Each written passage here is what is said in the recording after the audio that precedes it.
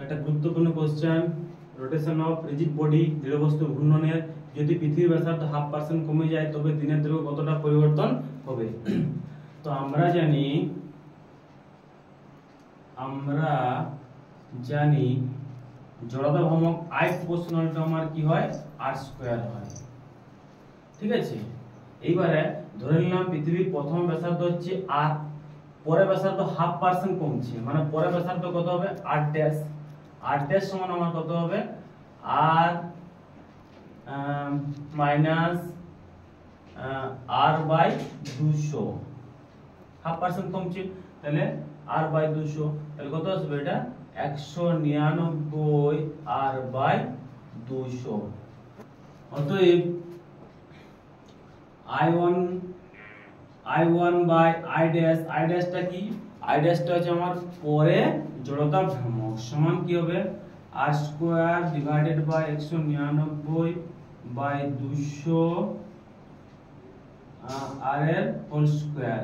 এখান থেকে আমার কি দাঁড়াবে I বাই I' সমান দাঁড়াবে 200 বাই 199 এর হোল স্কয়ার।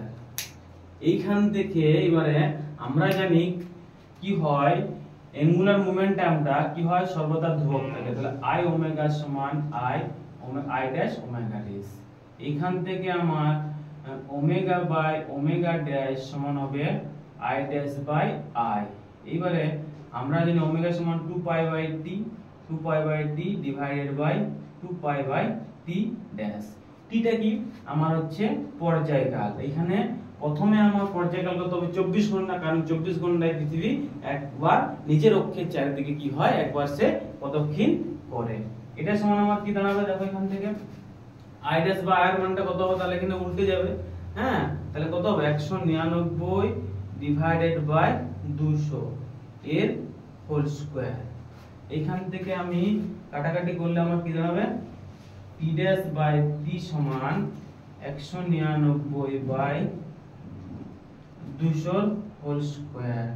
এখান থেকে t ড্যাশ সমান t ইনটু 199 বাই 200 এর হোল স্কয়ার, और এখান থেকে দাঁড়াচ্ছে t ড্যাশ সমান 24 ঘন্টা একবার পূর্ণ আবর্তন করে ইনটু 199 বাই 200 এর হোল স্কয়ার। এটা আসবে ক্যালকুলেটরে মানটা বসালে 23.76 ঘন্টা আসবে, এটা আওয়ার।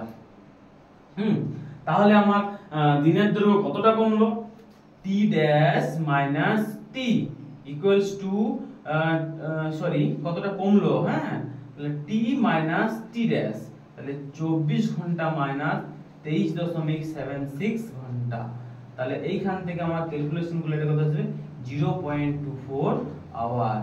হ্যাঁ, এই এত ঘন্টা আমার কি হবে দিনের দৈর্ঘ্যটা পরিবর্তন হবে।